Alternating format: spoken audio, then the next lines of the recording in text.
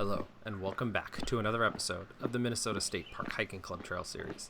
Today, we travel to Brainerd, Minnesota to take the hike at Crow Wing State Park. According to the DNR website, the park was founded after an archaeological investigation uncovered the site foundations for Crow Wing, a once bustling town on the convergence of the Mississippi and Crow Wing rivers. The town served as a point of trade and relationship between European settlers, the Ojibwe, and Métis people. The site had an extensive history as a trade center, with its first recorded usage by European traders all the way back in 1763. The first trading post was established in 1823 on the site, with the town and several other trading posts opening up over the following decades. At its peak, the town had a population of about 600 to 700 residents, half of whom were Ojibwe, and the town served as the county seat. It, like several other state parks preserving similar towns, faded into history when the trade route it was on dissipated, and the train chose the route around it. The historic trail that passed through this settlement was the Woods Trail. The trail ran from St. Paul to the Red River settlements, and Crow Wing was an important stop along it. The traders used primarily ox-driven carts.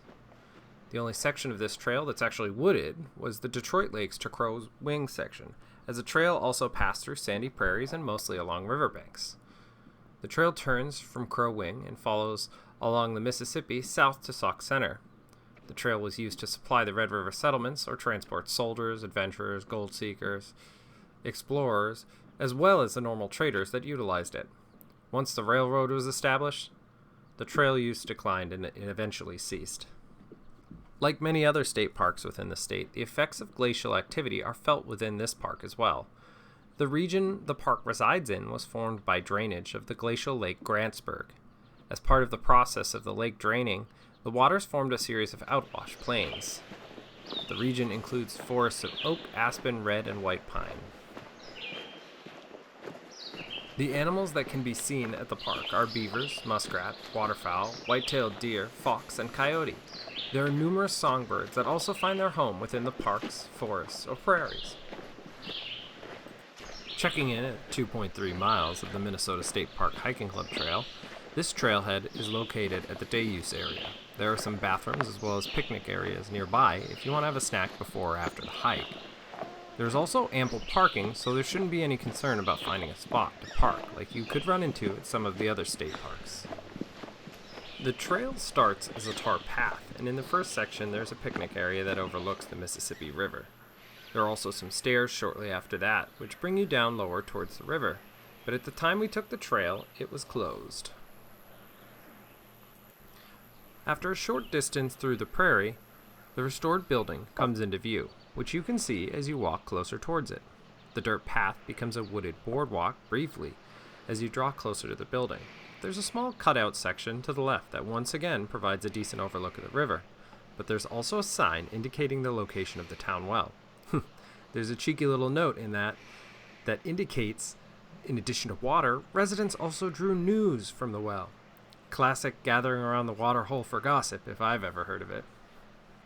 You'll want sunscreen and bug spray for this hike, as it's periodically open in the prairie and out in the strong sun.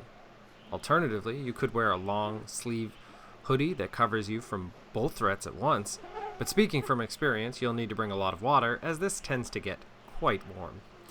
The river is especially calm in this state park, and you'll likely see at least a few canoers out while you're viewing the river from one of the many overlooks. If you have time after the hike, the state park has canoes available for rental at a really reasonable rate of $15 for a half day or $25 for a full. At the time of writing. You can double check the park website prior to visiting to get the exact price. The trail continues along the bend in the Mississippi River and follows the old Red River Ox Cart Trail, passing you by the old Ox Cart Trail ford. The fording spot is clearly marked, and you can go out to the river at the point and see where they used to cross. It's a long way, and it's easy to see how fording a river was often the most dangerous parts of these journeys. It then follows the river up to the Chippewa Lookout before turning back and bringing you back to the day use area where the trail started. My favorite part of this trail is the history involved in this park. Travel is so easy, convenient, and safe these days. Sometimes it's hard to imagine what it was like before. before the plane, before cars, even before the train. Traveling long distances was a dangerous, lengthy, and difficult task. These trade routes were corridors that reduced the danger and difficulty, provided a respite for weary travelers, and an opportunity for them to stock up on supplies to make the journey less perilous. The most famous route of this type is, of course, the Oregon Trail, one that we've done some hikes along. But it's cool to explore some of the other lesser known and lesser traveled trails to see what they have to offer. Thank you for watching, and if you like this video, hit the like and subscribe buttons. Also, don't forget to let us know which parks you'd like to see next.